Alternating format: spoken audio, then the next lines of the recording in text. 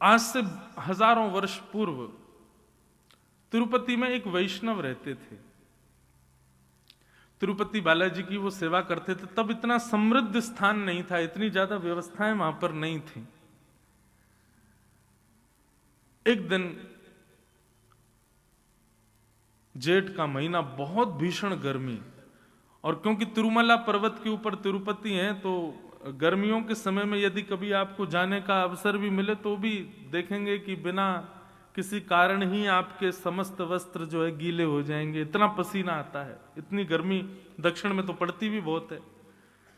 तो जो वैष्णव सेवा करते थे उनके मन में आया, इतनी गर्मी पड़ रही है, इतना गर्म मौसम हो रहा है, ठाकुर जी की नौका विहार के लिए एक सरोवर इस पर्वत के ऊपर होता तो कितना आनंद आता। हम ठाकुर जी को सरोवर में नौका विहार कराते, ठाकुर जी को थोड़ी शीतलता मिलती, आनंद आता। इतनी व्यवस्था नहीं थी, इतने लोग नहीं थे, तो दोनों दंपति, पति पत्नी दोनों लिए फावड़ा और लग गए खोदने सरोवर बनाने के लिए। अब दो लोग इतना बड़ा सरोवर बनाए तो कितनी व्यवस्था करनी पड़ेगी। बेचारे दोनों खोदते, फिर जितनी मिट्टी इकट्ठी होती उसको लेकर के जाते, दूर फेंकते। तो जो ब्राह्मण थे, उनकी जो ब्राह्मणी थी वो गर्भवती थी, उनके गर्भ में बालक था। वो जब मट्टी उठा करके दूर कहीं फेंकने जाती तो ठाकुर जी को बड़ी पीड़ा होती। बोले कि देखो हमारे सुख के विचार के लिए दोनों कितना श्रम कर रहे हैं। वो गर्भवती माता है, उनके गर्भ में बालक है, फिर भी देखो वो कैसे लगी हैं, धूप ताप कुछ विचार नहीं करती, हमारी सेवा में तत्पर हैं। ठाकुर जी से देखा नहीं गया, और ठाकुर जी इतने में ही नन्हे से एक ग्वारिया बालक बन करके आए, सांवला सा उनका रूप, और जैसे ही वो मैया मट्टी डलिया में भर के उठा के फेंकने जाती, इतने में ही वो बालक रूप में ठाकुर जी आ जाते और उनसे डलिया छिना करके स्वयं लेकर के जाते और दूर फेंक करके, और फिर डलिया मैया के पास छोड़ के फिर भाग जाते। मैया बोली पता नहीं कौन नटखट बालक है, किसका बालक है, कहां से आ जाता है, मेरी डलिया उठा के भाग जाता है। पुनश्च फिर से मट्टी इकट्ठी करके जैसे ही डलिया उठाई, फिर से ठाकुर जी आ गए और फिर से डलिया छिना के और लेके जाएं और दूर पटक करके और डलिया उनके पास फेंक के फिर भाग जाएं, और वो रोकना चाहे तो रुके नहीं। 2-3 बार जब ठाकुर जी ने किया तो ब्राह्मणी ने जाके ब्राह्मण को दिखाया, बोले देखो आप मट्टी खोदते मैं भरती हूं, जैसे ही मैं लेके जाती हूं पता नहीं कहां से बालक आता है और वो पूरी डलिया लेके भाग जाता है और फेंक के, और फिर कहीं अंतर ध्यान हो जाता है, कहीं चला जाता है, छुप जाता है, किसका बालक है यहां। ब्राह्मण ने बोला देखो मैं देखता हूं कौन है। जैसी डलिया में पूरा मट्टी भर के जैसे ही ब्राह्मणी ने उठाया, इतने में ही जैसे ही वो बालक आया, बालक के रूप को देखते ही उनकी करधनी जैसे ही देखी, करधनी समझते हैं, कौंधनी, कमर पर जो धारण करते हैं, वो स्वर्ण की कौंधनी वही थी जो तिरुपति बालाजी ने पहनी थी। वो देखते ही ब्राह्मण समझ गए, बोले ओहो ये तो साक्षात श्री वेंकटेश भगवान आ रहे हैं। ठाकुर जी के पीछे भागे तो वो तो अंतर ध्यान हो गए, तो ब्राह्मण सीधे मंदिर में गए और मंदिर में जाकर के बोले आप क्या कर रहे हैं भगवान, आप इस प्रकार से श्रम क्यों कर रहे हैं, हम कर तो रहे हैं आपके लिए व्यवस्था, आप क्यों आ रहे हैं वहां पर। तिरुपति बालाजी प्रकट हो गए, प्रकट होकर बोले देखो तुम्हारी ब्राह्मणी गर्भवती है, उसके गर्भ में बालक है, वो इतना श्रम करती है, उसको पसीने आते हैं, इतना परिश्रम करती, मुझसे वो देखा नहीं जाता। ब्राह्मण ने ऐसी बात कही कि श्री ठाकुर जी उन पर न्योछावर हो गए। ब्राह्मण बोले देखिए भगवान, आपका काम है ठकुराई करना, आपका काम है सेवा स्वीकार करना, आपका काम है भोग निवेदन करना, भोग पाना, सुंदर शयन करना, आनंद करना, और ये सब सेवा का क्रम ये हमारी जिम्मेवारी है। तो कम से कम हमको जो सेवा का क्रम मिला है वो हमसे छीनिए मत, ये सेवा हमारी है, हमारे पास ही रहने दीजिए, ये सेवा ही तो हमको मिली है, ये भी आप ले जाएंगे तो फिर हम क्या करेंगे आपके लिए, ये सेवा तो कम से कम हमसे मत छीनिए। ठाकुर जी इतने प्रसन्न हो गए महाराज की ब्राह्मण को हृदय से लगा लिया, बोले कि तुमसे हम बड़े प्रसन्न हैं, तुम एक बार यहां, हम लोगों की शिकायतें खत्म नहीं होती ठाकुर जी के आगे, जे नहीं है हम कैसे करें महाराज, अभी ऐसा चल रहा है, कैसे कथा सुने, ये चल रहा है, वृंदावन कैसे आए, हम इतनी शिकायतें करते हैं। और कहां वो ब्राह्मण देवता अपनी गर्भवती पत्नी को भी सेवा से विमुक्त ना होना पड़े, ठाकुर जी को डांट रहे हैं कि आप हमारी सेवा मत छीनिए, ये सेवा का अधिकार हमारा है, हमको ही करने दीजिए, ये भी आप ही करेंगे तो फिर भक्त किस काम के। ठाकुर जी ने हृदय से लगाया, बोले अच्छा ठीक है जाओ सेवा करो। जैसे ही ब्राह्मण निकल के बाहर आया तो देखा कि वहां तो एक सुंदर कुंड का निर्माण हो चुका था। ठाकुर जी ने बढ़िया सुंदर सरोवर वहीं व्यवस्थित कर दिया ताकि अब इनको सेवा ज्यादा ना करनी पड़े और हमारी नौका विहार का क्रम होने लगे। कहने का अभिप्राय, ठाकुर जी जड़ नहीं है, ठाकुर जी चैतन्य है। चैतन्य का अभिप्राय क्या है? अभी सर्दी है, आप लोग शॉल पहन रहे हो, जैकेट पहन रहे हो, क्यों? क्योंकि आपको सर्दी लग रही है। गर्मी आ जाती है आप एसी चलाते हो, क्यों? क्योंकि आपको गर्मी लग रही है। ये क्यों? क्योंकि आपका शरीर चैतन्य है। ऐसे ठाकुर जी भी चैतन्य है, ठाकुर जी जड़ नहीं है। उनके प्रति जड़ बुद्धि मत रखो, वो दिखते जड़ हैं, वो दिखते ऐसे हैं कि पाषाण में हैं, वो दिखते ऐसे हैं कि कोई धातु में है, लेकिन वो धातु या पाषाण में नहीं है, वो साक्षात चैतन्य है। और मैं तो ऐसा कह दूं तो कोई अतिशयोक्ति नहीं, ठाकुर जी आए थे जब हमारे पास तब जड़ थे, अब उनको चैतन्य करने की जिम्मेवारी हमारी है। अब वो चैतन्य हो, ये जिम्मेवारी हमारी है। कभी आपके लड्डू गोपाल या जो भी सेवा का क्रम आप अपने घर में करते हो, कभी उनका स्पर्श करके अनुभव हो, जैसे एक मानव को स्पर्श करने पर अनुभव होता है, वो अनुभव उनको स्पर्श करके हो, तब सोचना अब हमारी सेवा प्रारंभ हुई है। महाराज जी 60 साल से हमारे घर में ठाकुर जी की सेवा चल रही है, लेकिन जैसे 60 साल पहले थे वैसे अब भी हैं, तो इसमें क्या हुआ फिर? कोई अनुभव आपको हो। हमारे वृंदावन के श्री राधारमन लाल जी वहां के सेवायत बताते हैं कि ठाकुर जी को जब इत्र की सेवा की जाती है, पूरे दिन के खड़े ठाकुर जी दर्शन के बाद जब रात्रि में ठाकुर जी को इत्र लगाया जाता है, तो जैसे कभी कभी हमारे ऐसे रोए खड़े होते हैं ना, ऐसे ठाकुर जी को जब इत्र की सेवा होती है तो ठाकुर जी के भी रोए खड़े हो जाते हैं। अनुभव होता है कि जैसे मानो कोई चैतन्य हो। तो पहला, ठाकुर जी सत्य हैं, सत्य है। दूसरा, ठाकुर जी चैतन्य है, उनके प्रति चैतन्य भाव रखो। और तीसरा, ठाकुर जी आनंद घन है। हमारे पूज्य गुरुदेव भगवान कहते हैं कि जिसने अपनी सेवा में सत्य भाव और चैतन्य भाव प्रकट कर लिया, अपने ठाकुर जी के प्रति सत्य और चैतन्य भाव स्थापित कर लिया, उसी के ठाकुर जी फिर आनंद प्रदान करने लगेंगे। उसी के ठाकुर जी की सेवा में फिर उसको सुख मिलेगा, सुख नहीं आनंद मिलेगा। ऐसे भगवान के ये 3 रूप हैं, सत्य, चित्त और आनंद। सच्चिदानंद रूपाय, सत्य, चैतन्य और आनंद, ये भगवान के 3 रूप।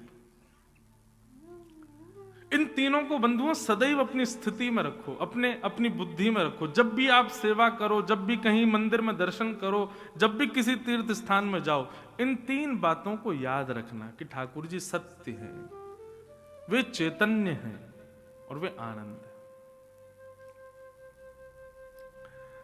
दूसरी बात, विश्वोत्पत्त्यादि हेतवे। ठाकुर जी के कर्म क्या है? विश्व की उत्पत्ति करना, उसका पालन करना और उसका संहार कर देना। पहले तो विश्व को बनाते हैं, फिर उसका पालन करते हैं, अंत में उसको ध्वस्त कर देते हैं। ये ठाकुर जी के 3 कर्म हैं। तापत्रय विनाशाय श्री कृष्णाय वयं नमः। तापत्रय विनाशाय। अब ये बात बड़ी ध्यान से सुनना। 3 प्रकार के ताप होते हैं हमारे जीवन में। ताप किसको कहते हैं? दुख। आदि दैविक दुख, आदि भौतिक दुख और आध्यात्मिक दुख। अब इन तीनों में ही सारे दुख आ जाते हैं, चाहे पति पत्नी के विवाद हो, चाहे आपके पड़ोसी के साथ विवाद हो, चाहे आपका शारीरिक कष्ट हो, चाहे आपका मानसिक कष्ट हो, चाहे आपको धन की तंगी हो गई हो, ये जितने भी कष्ट संसार में, ये सब तीनों के अंदर ही आते हैं। और यहां पर क्या लिखा है? तापत्रय विनाशाय, इन तीनों तापों का जो विनाश करते हैं, ऐसे श्री कृष्ण को हम प्रणाम करते हैं। इसका मतलब क्या है? ठाकुर जी के जो शरणागत हो जाते हैं उनके जीवन में फिर ताप नहीं आते। पर अगर ये बात है तो मीराबाई का चरित्र उठा करके देखो, ताप नहीं आया उनके जीवन में। सूरदास जी का चरित्र देखो, क्या ताप नहीं आया उनके जीवन में? किसी भी वैष्णव भक्त का, गोस्वामी तुलसीदास जी का चरित्र उठा के देखो।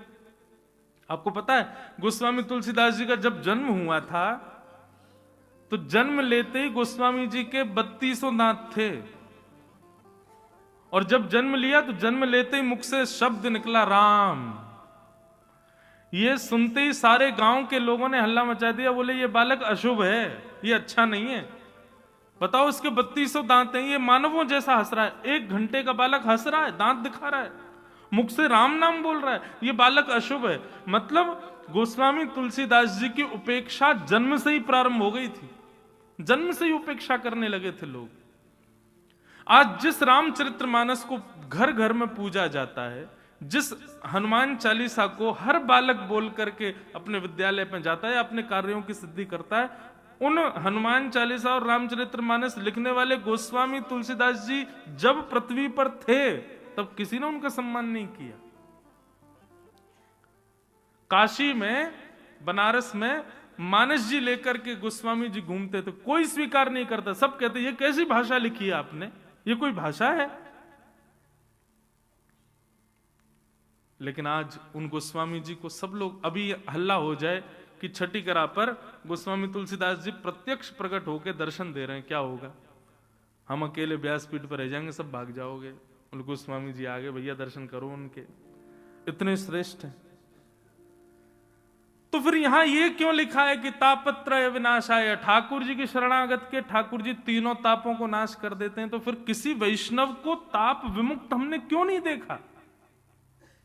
एक भी भक्त ऐसा नहीं है जिसका आप मुझे नाम बता दें जिसके जीवन में कोई दुख ना आया हो। तो फिर इसका भाव का अर्थ क्या है? बहुत ध्यान से सुनना। ठाकुर जी की शरणागति होने के बाद, भगवत शरणागति लेने के बाद जीवन में कष्ट आएंगे, जीवन में दुख आएंगे, जीवन में विपत्ति आपत्ति ये सब आएगी, पर उसका प्रभाव और उसका अनुभव उतना नहीं होगा। सांसारिक व्यक्ति को जितने कष्टों का अनुभव होता है, आध्यात्मिक व्यक्ति को उतना नहीं होता। प्रमाण दिखाएं? अब वो तो देखना पड़ेगा, लेकिन बता देते हैं। सांसारिक व्यक्ति को आप 4 सब्जियां बना करके दे दो और बढ़िया उसको सब बिल्कुल व्यवस्थित करके और कहो भैया ले लो 2 रोटी पाओ प्रेम से, उसमें भी वो नमक मिर्च कम बता देगा, उसमें भी वो नाक मुंह मोड़ देगा, इसमें ये नहीं है, इसमें ये नहीं है, अरे मजे नहीं आ रहे, कुछ और बढ़िया डालो, नींबू निचोड़ो, इसमें थोड़ा मसाला डालो, जे करो। और वही भगवत वैष्णव भक्त हो, उसको आप 2 दिन बासी रोटी दे दो और उसमें ही थोड़े से टमाटर काट करके दे दो, या ठाकुर जी की कोई अमनिया प्रसादी हो, ठाकुर जी को भोग लगी हो, वो उसको दे दो। कैसी भी हो, बस ठाकुर जी की प्रसादी हो, वो बिल्कुल उसको प्रेम पूर्वक पालेगा। उसमें कोई किसी भी प्रकार का कोई भाव ऐसा नहीं रखेगा कि ऐसा क्यों। सांसारिक व्यक्ति को वस्त्र पहनने के लिए कितनी मैचिंग देखेगा, ये देखूं ये देखूं ये देखूं, और वही भगवत व्यक्ति हो वो कुछ भी पहन लेता, उसको कोई फर्क नहीं पड़ता। सांसारिक व्यक्ति को सोने के लिए गद्दा भी अपने अनुकूल चाहिए, लेकिन भगवत वैष्णव भक्त को तो सामान्य पृथ्वी मिल जाए वहीं लेट के सो जाता है। कहने का अभिप्राय, जब आपके जीवन में आध्यात्म स्तर बढ़ता है तो कष्ट तो जीवन में आते हैं, लेकिन आपको उसका अनुभव नहीं होता, उनकी अनुभूति कम हो जाती है, वे अनुभव होने कम लगते हैं। आध्यात्मिक होने का मतलब यह नहीं कि आपके जीवन से कष्ट चले जाएंगे। यहाँ पे ये बांध दो, यहाँ पे ये कर दे आओ, वहां पे वो कर आए, वहां पे चोला चढ़ाया आओ, वहां पे ये कर आओ, इससे कष्ट दूर हो जाएंगे। भाई प्रारब्ध है ये तो भोगना ही पड़ेगा, उससे कैसे बच जाओगे? बस ये हो सकता है कि आपने कोई प्रक्रिया कर ली तो कुछ दिन के लिए वो टल जाएगी, लेकिन वो आएगी लौट करके, उससे बच नहीं पाओगे आप। तो फिर अपने प्रारब्धों को स्वीकार कीजिए ना, उससे भागते क्यों है हम लोग? जगन्नाथपुरी में श्री जगन्नाथ जी के एक भक्त हुए माधव दास जी, मैं कथा सुनाया करता हूं उनकी, मुझे क्योंकि ये कथा इतनी प्रिय है। ये छोटी सी कथा में इतना बड़ा ज्ञान छुपा है। माधव दास जी को एक बार एक बहुत भयानक रोग हो गया, ऐसा रोग हो गया कि वो शिथिल हो गए और बिस्तर पर पड़े पड़े उनके मलमूत्र त्याग होता था, दुर्बल हो गए, निर्बल हो गए। तब माधव दास जी पर दया आ गई जगन्नाथ जी को। जगन्नाथ जी बोले, माधव दास बेचारो या की कोई सेवा भी ना कर रहे हो, मैं जाऊं या के पास। तो ठाकुर जी आ गए और ठाकुर जी अपने अंजलि में जल भर के लाते और माधव दास जी के मलमूत्र को साफ करने लगे। माधव दास जी के जब नेत्र खुले, देखा जगन्नाथ भगवान सेवा कर रहे हैं, हाथ पकड़ लिया, बोले प्रभु क्या कर रहे हो आप? बोले तुम्हारी सेवा कर रहा हूं, तुम बहुत दुर्बल हो गए ना, बीमार हो गए हो।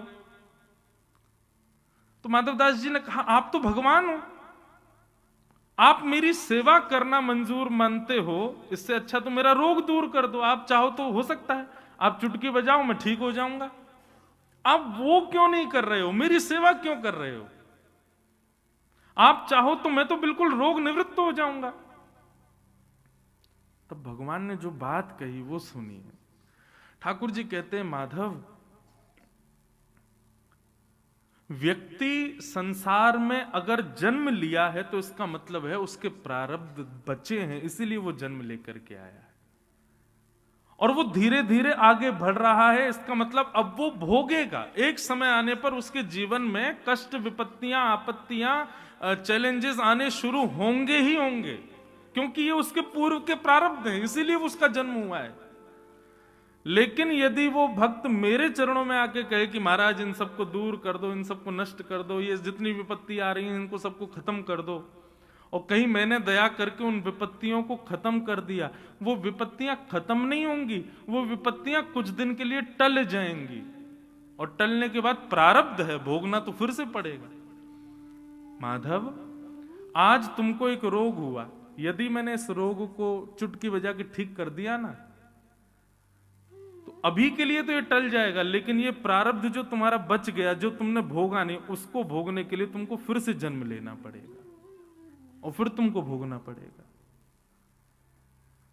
इसलिए मैं चाहता हूं कि तुम अभी निवृत्त हो जाओ, इसके बाद तुम्हारा जन्म ही ना हो। इसलिए जो कुछ भी मिल रहा है सबको भोग लो, ताकि तुम अभी निवृत्त हो जाओगे, इसके बाद तुम्हारा जन्म नहीं होगा फिर। इसलिए बंधुओं, आप अनुभव करके देख लीजिएगा, हमने तो बहुत कम आयु में अनुभव कर लिया कि वैष्णव पथ पर जो चलने लगा व्यक्ति, उसके जीवन में कष्ट सामान्य व्यक्ति से ज्यादा आता है। क्यों? ठाकुर जी जैसे ही देखते हैं कि अब ये वैष्णव हो गया, अब ये भक्ति पथ का पथिक हो गया, अब ये मेरे मार्ग पर चलने लगा, तो ठाकुर जी उसके सारे प्रारब्धों को इकट्ठा करके एक साथ भोगवाना प्रारंभ करते हैं। भोग ले सबको, सबको खत्म कर और निवृत्त होके आ जा मेरे पास। इसका मतलब क्या है? यदि आप 4-5 दिन बिना किसी विपत्ति के, बिना किसी आपत्ति के जी रहे हो, सब कुछ बढ़िया चल रहा है, जैसा सोचा था, जैसा विचार किया था, सब कुछ वैसा चल रहा है, तो घबराहट होनी चाहिए आपको। क्यों? ये आपत्ति विपत्तियां सब समाप्त हो गई, इसका मतलब आगे कोई बहुत बड़ा तूफान ठाकुर जी ने तैयार कर रखा है, आएगा। लेकिन हर दिन कुछ ना कुछ हो रहा है, हर दिन कुछ ना कुछ फेस कर रहे हैं हम, तो इससे भी प्रसन्न हो जाना। क्यों? ठाकुर जी निवृत्त कर रहे हैं, अब धीरे धीरे सब खत्म हो रहा है, स्वीकार करो। तापत्रय विनाशाय, ठाकुर जी तापों को विनाश नहीं करते, ठाकुर जी तापों का जो असर हमारे ऊपर होता है उससे हमको निवृत्त कर देते हैं। एक प्रकार से आज की भाषा में मैं कहता हूं कथाओं में कि भक्ति क्या है? भक्ति एनेस्थीसिया का इंजेक्शन है। उसको लगने के बाद व्यक्ति सुन्न हो जाता है। जैसे एनेस्थीसिया लगा, फिर चाहे डॉक्टर काट दे, पीट दे, कुछ भी कर ले, आदमी को कुछ पता नहीं चलेगा। देखो क्रिया तो हो रही, ऑपरेशन तो हो रहा है, काटा तो जा रहा है, रक्त तो निकल रहा है, लेकिन उसको पीड़ा नहीं हो रही है। क्यों? सुन्न हो गया। ठीक वैसे ही भक्ति भी एनेस्थीसिया की तरह। एक बार यदि आप भक्ति पथ के, वैष्णव पथ के अनुगामी बन गए, विपत्तियां जीवन में आएंगी लेकिन आपको अनुभव नहीं होगा। उसकी इतनी ज्यादा कष्ट स्मृति में नहीं आएगा। बाकी हम सब गाते हैं, ब्रज के नंद लाला, राधा जी के सांवरिया, सब दुख दूर हुए जब तेरा नाम लिया। ब्रज के नंद लाला, राधा जी के सांवरिया, सब दुख दूर हुए जब तेरा नाम। करताल बजा के गाओ। ब्रज के नंद लाला, राधा जी के सांवरिया, सब दुख दूर हुए जब तेरा नाम लिया। ब्रज के नंद लाला, राधा जी के सांवरिया, सब दुख दूर हुए जब तेरा नाम लिया। सब दुख दूर हुए जब तेरा नाम लिया। सब दुख दूर हुए जब तेरा नाम लिया। ओ मीरा पुकारे तुम्हें, गिरधर गोपाला, मीरा पुकारे तुम्हें, गिरधर गोपाला। मीरा पुकारे तुम्हें, गिरधर गोपाला, मीरा पुकारे तुम्हें, गिरधर गोपाला। ढल गया अमृत में विष का भरा प्याला। बन गया अमृत में विष का भरा प्याला। ओ विष का भरा प्याला, कौन मिटाए उसे जिस तूने राख लिया। सब दुख दूर हुए जब तेरा नाम लिया। सब दुख दूर हुए जब तेरा नाम लिया। ओ ब्रज के नंद लाला, राधा जी के सांवरिया, सब दुख दूर हुए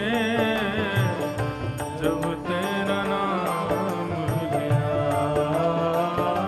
सब दुख दूर हुए जब तेरा नाम। श्री राधा रमन लाल की जय हो।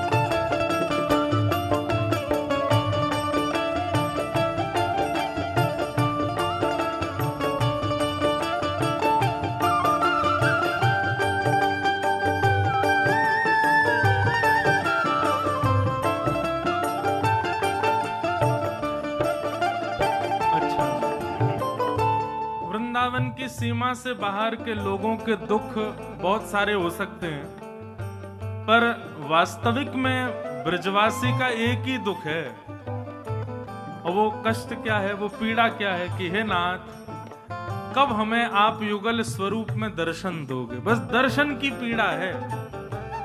ब्रजवासी तो महाराज बिहारी जी से भी जाकर के यही कहें, ए हो विधिना तो पे अचरा पसार मांगू, जन्म जन्म दीजो याही ब्रज बसिवो।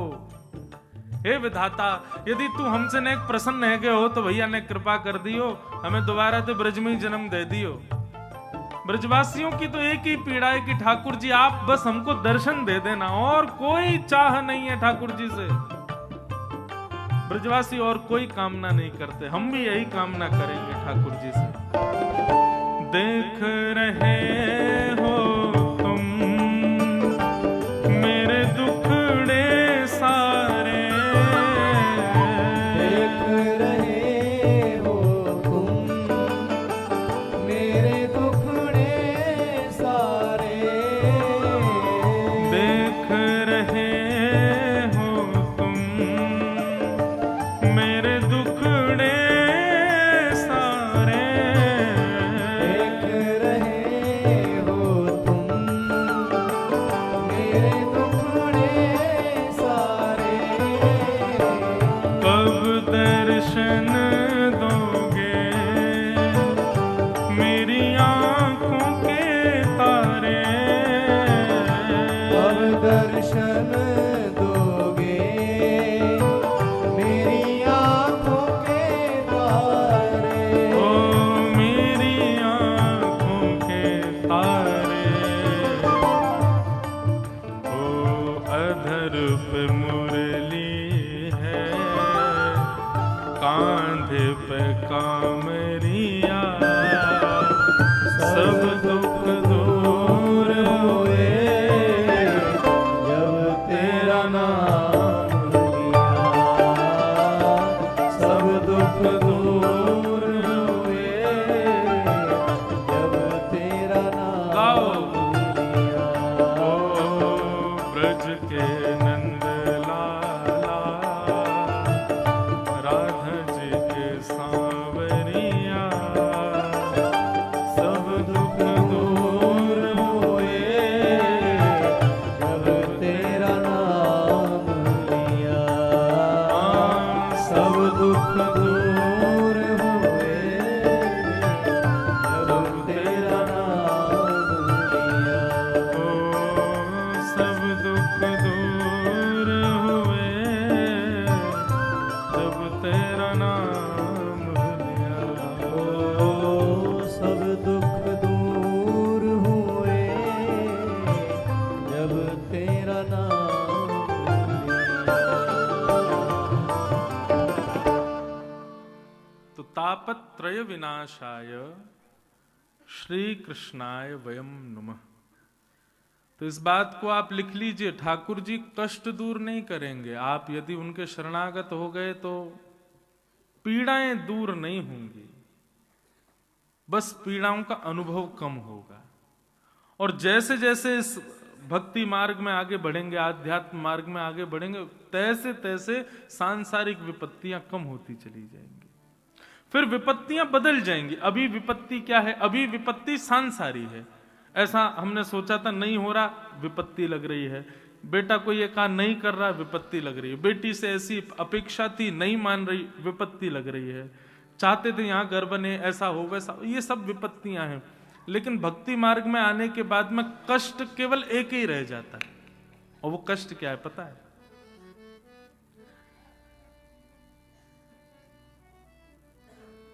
विपदो नैव विपदः संपदो नैव संपद विपद विस्मरणं विष्णो संपद नारायण स्मृति। भक्ति मार्ग में आने के बाद केवल एक विपत्ति रह जाती है। भोजन नहीं मिला, ये विपत्ति नहीं। धन नहीं मिला, ये विपत्ति नहीं। ये नहीं हुआ, ये विपत्ति नहीं। तब तो एक ही विपत्ति है, क्या? हम रोज बिहारी जी दर्शन करने जाते हैं, आज नहीं जा पा रहे, ये विपत्ति। हम हर दिन वृंदावन को याद करते हैं, आज वृंदावन की याद क्यों नहीं आ रही, ये विपत्ति। हम रोज कथा सुनते हैं लेकिन आज कोई कथा क्रम में जाने का अवसर ही नहीं मिल पा रहा, ये विपत्ति। हम नित्य अपने ठाकुर जी की सेवा करते हैं लेकिन आज किसी कारण से मुझे कहीं जाना पड़ रहा है, मैं सेवा नहीं कर पा रहा, ये विपत्ति। भक्ति मार्ग में आने के बाद विपत्तियां बदल जाती हैं, फिर ठाकुर जी से संबंधी भाव ना मिलने पर विपत्ति लगती है, फिर संसार की स्थिति विपत्ति नहीं देती।